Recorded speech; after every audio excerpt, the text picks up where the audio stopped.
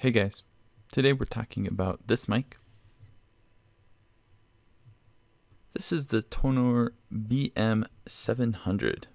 So as you can see, I am not talking on this Tonor mic right now. I'm talking on this Blue Yeti. The Blue Yeti's a rather popular mic. I'm using this kind of just as a reference point. So when I switch over to this, you can hear the difference that a roughly $100 microphone makes compared to a $30 microphone. So my guess is if you're watching this video right now, then you're probably looking for a budget microphone or a cheap microphone.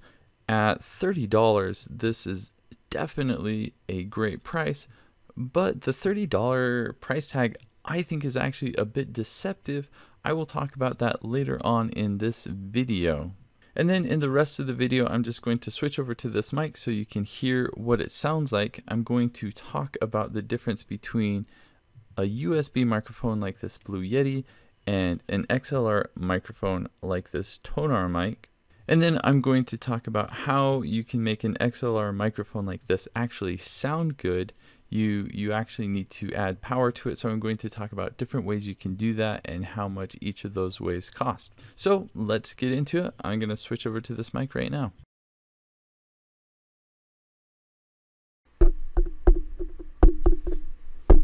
Testing 1, 2, 3, 4, 5. All right, so now we have moved on to the Tonor microphone.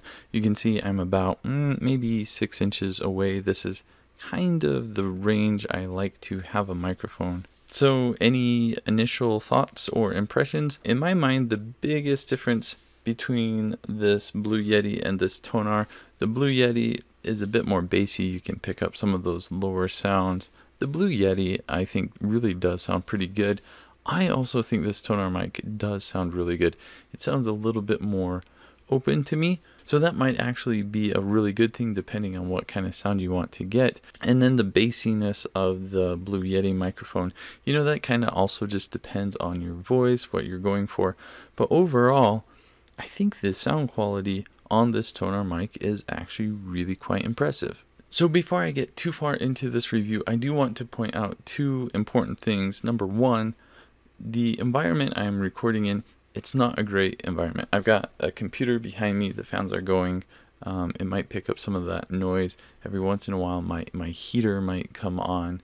Not a great environment. This is not a sound booth or anything like that. Second thing to point out is I'm not going to edit this audio in any way. Usually when I do a video, I do like noise reduction. I put on a compression filter or something like that just to improve the audio a little bit. I don't want to do that. I want you to hear what the audio is like coming straight from the microphone itself. So I mentioned I want to talk a little bit about the difference between a USB microphone like the Blue Yeti and then an XLR microphone like this Tonor microphone. I've reviewed probably close to 20 to 30 budget microphones. And of those microphones, a handful has been USB microphones.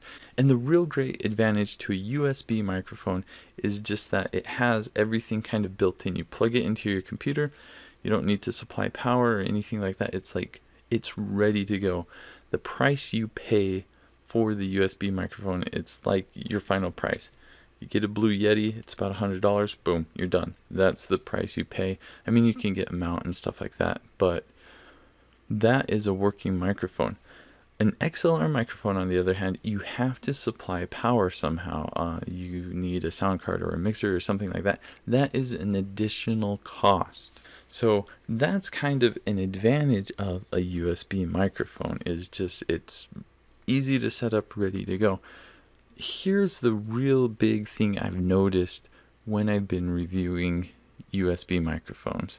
I'm going to switch over to the Blue Yeti really quick so you can hear this. Hang on one second. Okay, so I'm holding the Blue Yeti at the same distance that I have the Tonor microphone. So again, you can hear the difference. So if you have headphones on, turn up the volume a little bit. Actually, here, let me do that for you. I'm going to turn up the gain in this audio real quick. Yeah, do you hear that high-pitched sound? Kind of annoying, right? I'm going to switch over to this mic again. Yeah, now let me turn up the gain on this Tonor mic.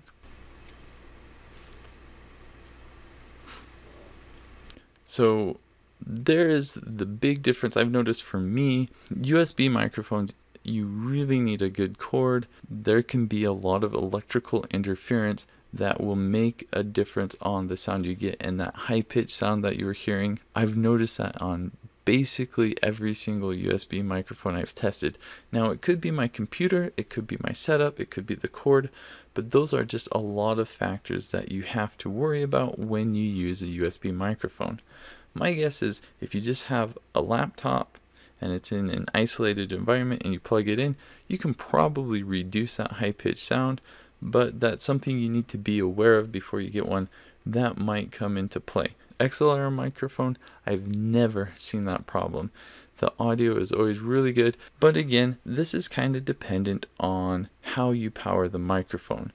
With the mixer I use, the sound quality is always really good, and I never have that high-pitched sound. I've already mentioned a few times in this video how to power an XLR microphone. I'm going to go over these methods specifically because I think there's a bit of confusion when people buy an XLR microphone when they've never purchased when they've never purchased a microphone before. A lot of XLR microphones have an XLR plug to a 3.5 millimeter plug. So it looks like you can plug this into the microphone, then plug this into your computer, and it will just work.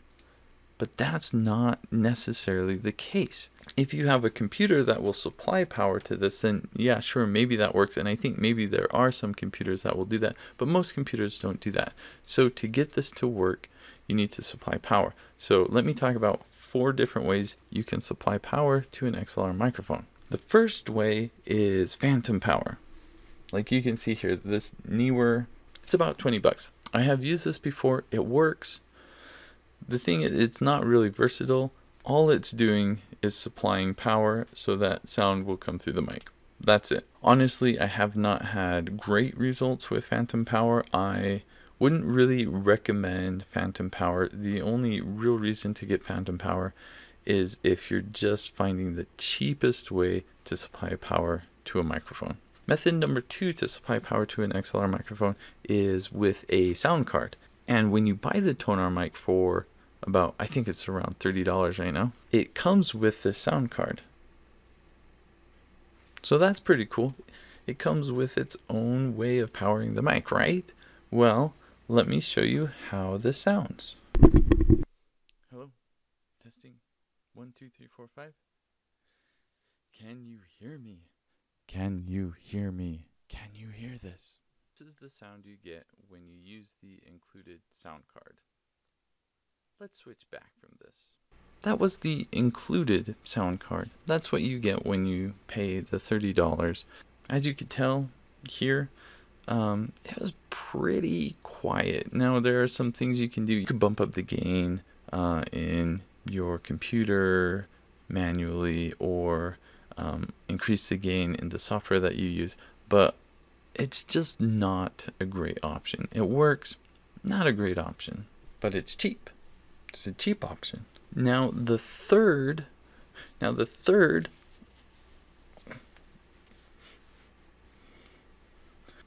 method of powering an XLR microphone like this is you can use a better sound card or an audio interface. So this is the Behringer audio interface. It's about $40. That's not much. I have used this. I like it. It works well. It's pretty basic. You can't do a lot with it, but you can adjust volumes. You can adjust gain. It will power an XLR mic, and you'll get pretty good sound. And finally, the 4th method to power an XLR mic is with a mixer. This is the Alkio AK5 or Mixer 5 or whatever it's called. I've been using this for the past 2 or 3 years. Doesn't look like it has a great rating on Amazon, but honestly, I've really liked having this mixer. It's really nice. Plug in an XLR microphone. You can adjust the headphone volume. I'm actually, the reason I'm wearing this is I'm monitoring the sound coming from the microphone. It goes through the mixer. I can hear exactly what the sound is like. I know if I'm clipping or not. I know if I need to speak up or not. I can adjust the headphone volume. I can adjust the mic gain. I can turn on the power to the mic, turn it off. I can do all of that in a mixer. I really like having a mixer, but as you can see from this Amazon page, it's about $66, so it is not a super cheap option, though. I mean, $66 is also not a super expensive option. So boom, there you go. Those are the 4 ways to power an XLR microphone. So earlier on in this video, I kind of talked about the price of, let's say, a USB microphone like the Yeti for about $100 versus this Tonar microphone for $30. This seems way cheaper, but I said it was a little bit deceptive. And the reason I said that is because if you do not already have a mixer or audio interface or sound card, you will need to get that. Now, like I have shown, you can use the included sound card and that will kind of work. It's just not an option I would recommend. I would definitely recommend going with either the audio interface or the mixer. That's what is going to get the good sound with an XLR microphone. But when you add in the cost of the $30 microphone plus the $40 or $60 interface or mixer, then it's coming closer to about $70 to $100 for this microphone. But that being said, this microphone, impressively, it comes with the scissor stand, it comes with the shock mount, wind muff, 2 different cords. Like, this comes with a lot of accessories that you're not going to get with a USB microphone, probably. And the really nice thing about getting a mixer or interface is it enables you to upgrade your microphone quite easily. Say you start out with an inexpensive XLR mic like this Tonar mic, and then you want something a little bit more expensive. I have another microphone that I like that costs about $50. Let me switch over to that really quick so you can hear the difference. So here is a slightly more expensive XLR microphone. I think this costs around $50 or something like that. So it's still a budget microphone and not expensive. The sound is different, whether or not you prefer it, you know, that might be a personal preference. This is the microphone I use for most of my recordings. I like the sound. You should be able to hear that this is a little bit more bassy than the Tonar microphone. So this is probably a little bit closer to what the Yeti sounds like, but you don't have that high-pitched background noise. That's a really nice thing about having a mixer or audio interface. You can easily upgrade your mic, just pop it in, good to go. So let's go back to the Tonar. So how do I feel about this Tonar $30 microphone? I actually really like it. I think it's a great microphone for $30. And yes, I would definitely recommend it if you're looking for a basic microphone, if you're just starting out. That being said, really, you do need to get a mixer or audio interface if you do not already have one. You'd just be doing a disservice to yourself if you get one of these XLR microphones and don't have a mixer or audio interface. I have affiliate links posted below of all of the hardware I've used in this video, so you can kind of compare prices. You've already heard my thoughts on things. Go ahead and check out some of those things. See if you're interested in a mixer or audio interface. If you don't have one, probably you should get one. Also, I'd really like to know what you think. How do you think the audio sounds on this Tonar mic? Feel free to comment about how my voice is weird and... My voice is weird. Maybe it's not that weird. I don't know. Is my voice weird? Make a comment and tell me if my voice is weird. A lot of people tell me I sound like other people, so maybe I sound like someone you know. But mostly I want to know, have you used a microphone that you think is better than this microphone that is cheaper? That would be cool. So go ahead and post a comment below. That'd be fun to find out. Hey, I hope this video has helped you in some way to make a good purchasing decision for a microphone. If it has, please consider liking the video and subscribing. It helps me know if I should make more videos like this or if this was helpful or not. So cool. Cheers. Peace out. Boom. That was a long video.